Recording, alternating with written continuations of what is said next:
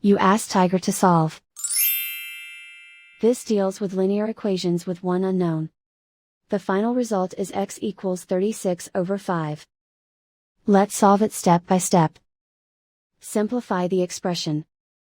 Break up the fraction. Find the greatest common factor of the numerator and denominator. Factor out and cancel the greatest common factor. Group all constants on the right side of the equation. Add 2 to both sides. Simplify the arithmetic. Convert the integer into a fraction.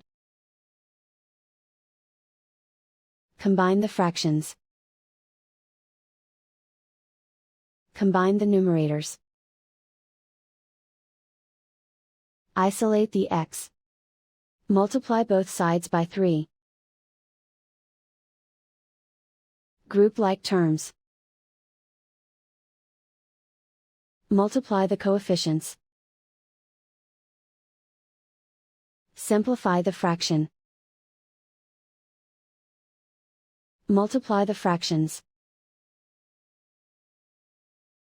Simplify the arithmetic. And so the final result is x equals 36/5.